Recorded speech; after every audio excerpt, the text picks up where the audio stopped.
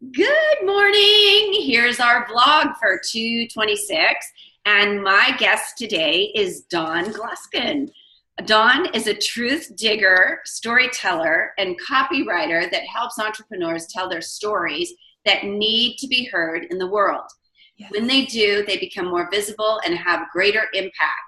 She has over 20 years of sales and marketing experience and has been featured in the New York Times, the Huffington Post, and has written for big corporate clients such as Chase and Yahoo, as well as hundreds of small businesses and entrepreneurs.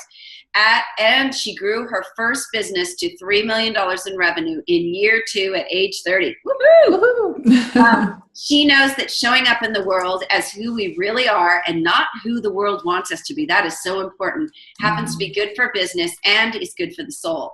She stands for full self-expression and vulnerability as a means to a well-lived life on purpose. Welcome, Yes. Dawn. Yay! Thanks for having me, Juliet. I'm so excited to share today. So we're going to talk a little bit about copywriting for healers today. When we first got together, we identified that this was an area, I work with a lot of healers and they have so many problems really putting themselves out there. So what do you see with that, Dawn? Yeah, so I want to preface this first. Like, I don't like to usually paint people with a broad brush and stick them in a box, but so this isn't all healers, but it does happen because I also work with a lot of healers and I see the same things happening over and over again. And the best way to explain it is just to visualize, like, you'll go to an event or somewhere, you'll meet someone in real life, quote unquote, and they're amazing and they have these like superpowers and the work they do is this so powerful and they help people heal and they're just this amazing person. And then you go to their website or their social media and it's like this stark difference. And you literally say out loud, like, who is this person? Like, is this you? And it's a lot of the times it'll be a very watered down version of who they really are.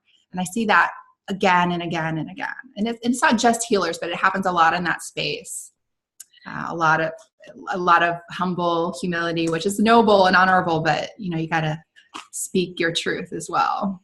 Yeah, I agree. And I think when you and I talked about a lot of healers will bring me their book and their books on abundance. And then they'll say, well, I can't afford that. It's like, whoa, like you have to give what you need. So that's kind of crazy too. And I think that contributes to what you're saying about the site a lot of times too, is they're not willing to go out there and have it well copywritten and work with someone to really bring out the real them in the process. Yeah. It's actually very difficult to write about yourself. And when you're doing copywriting, just because we're so close to what we do it every day, 24 hours a day, in our sleep or even, our passion, it's just so much a part of us that it's hard to take that, come out of yourself and explain it to other people.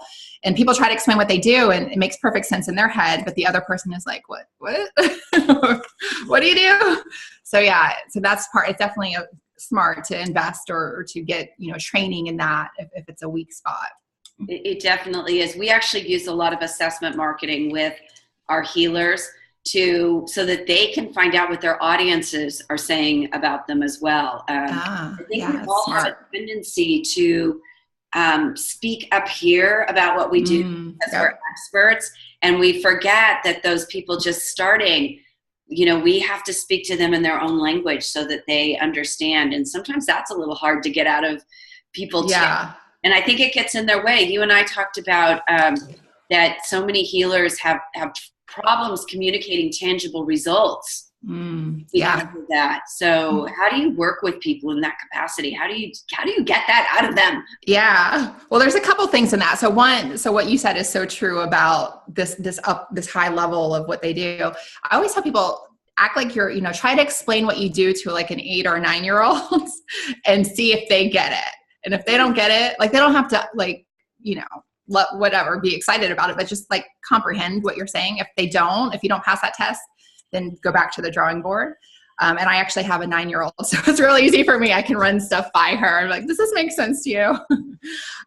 So there's that, that sort of litmus test. But also it's being able to one of the biggest blocks I see with people is the humility block. Like, I don't want to brag. I don't want to, I do this because I love it. I'm not like trying to be like, I'm this holier than thou. There's that somewhere inside of them, there's a story or a belief that you're not supposed to brag. And they correlate telling the world what they do to bragging. And all that is a judgment. Really, the difference between telling the world what you do and bragging is a judgment, whether it's yours or someone else's, right? That's how I look at it. So one is to get past that mental block and see where is that coming from. It's something in childhood that you've had all your life in your head. Like, you don't do that. I'm a healer. You either heal the world and help people, or you make money and you brag. Like, it's not two separate things. Like, it can all be combined.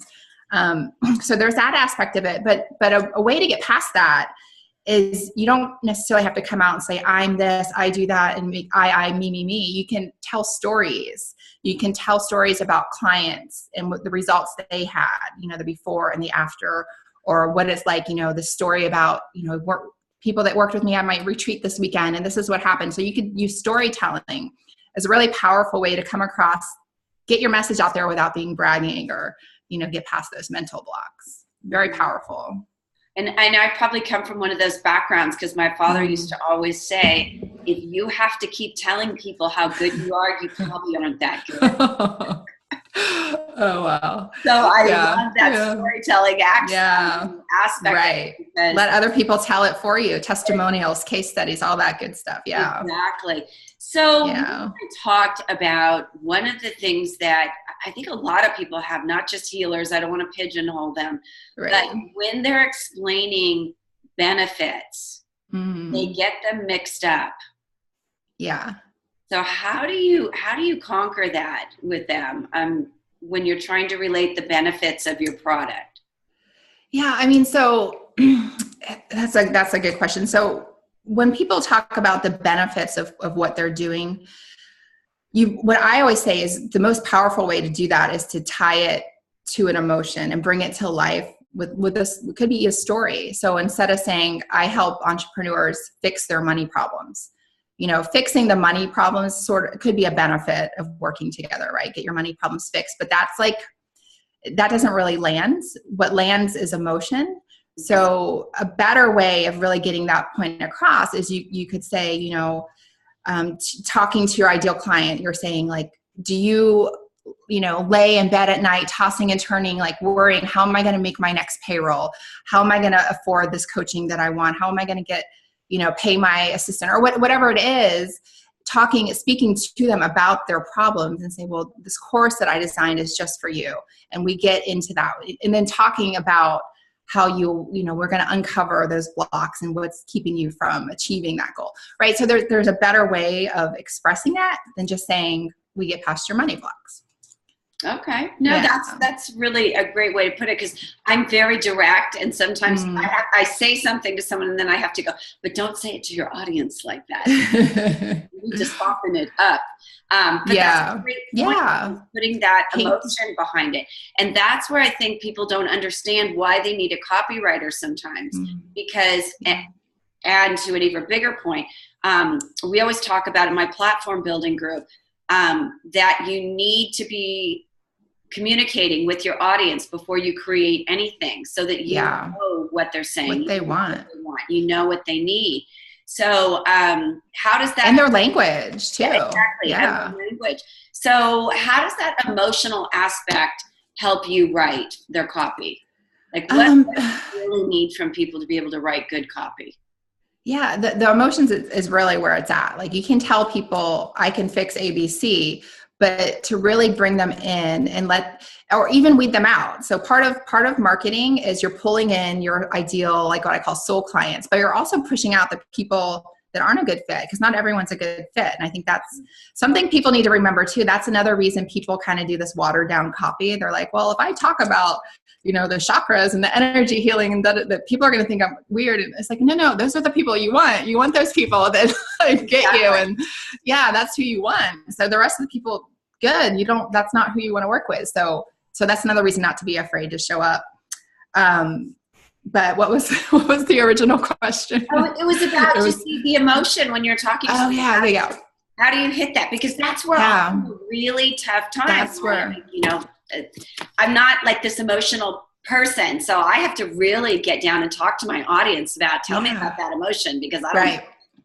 Well, see, people make their buying decisions with their heart. They're also going to feel connected to someone that gets them.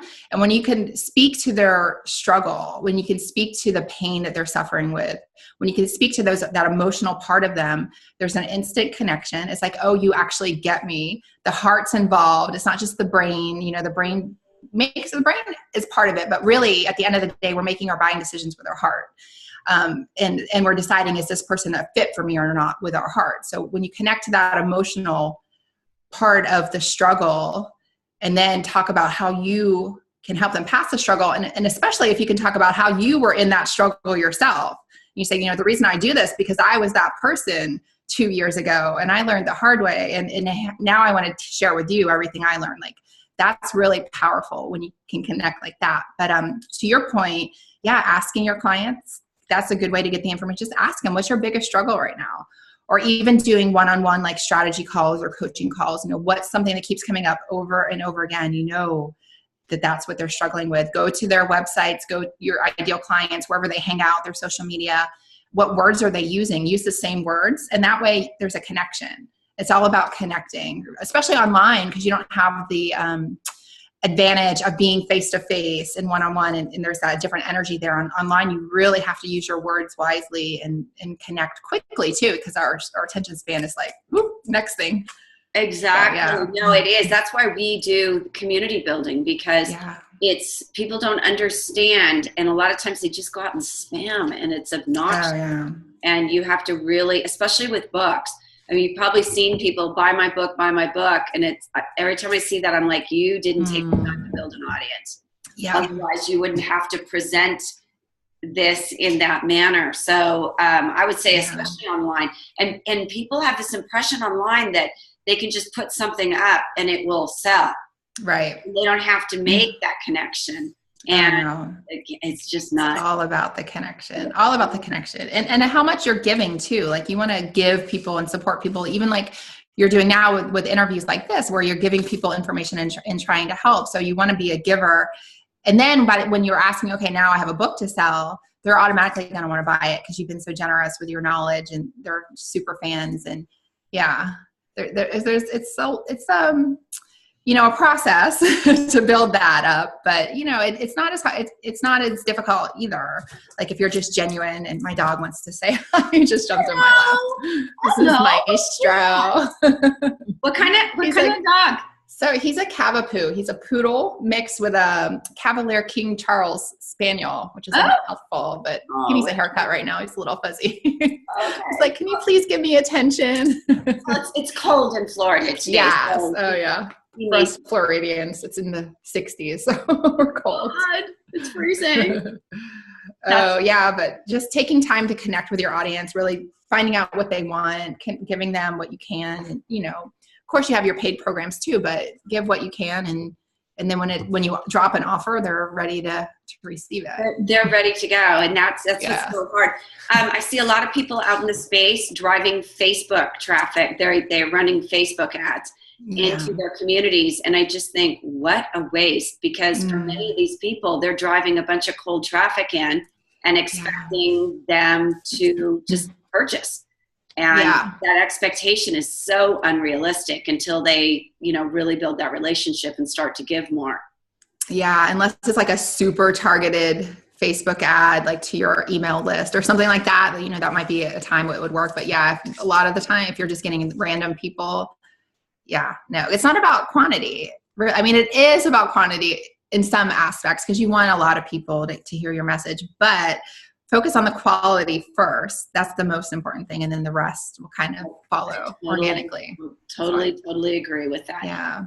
So for healers, and I think I asked this sort of in another way, tangible results when you work with them, how do you get those tangible results out? Because they talk about, you know, we're going to balance your chakras, and it's hard for, like, some people know right away, oh yeah, I know what that is. And then there are other people who don't. How do you come up with really tangible things to put, like tangible items?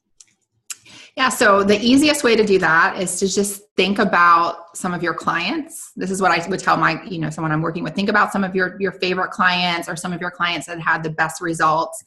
And what state did they come to you in? When they came to me, they were stressed out and they couldn't sleep at night and they were, literally about to shut down their business or whatever it is.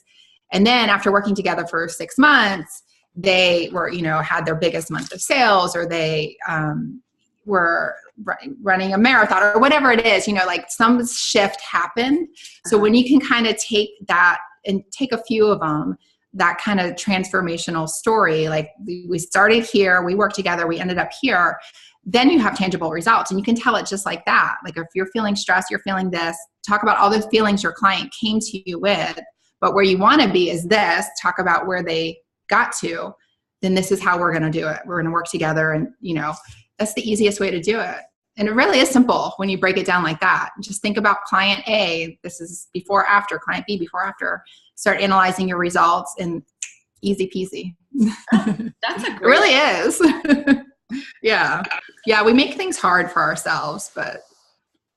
Tina, we're Hi. Hi. Thanks for joining us. Can you get out?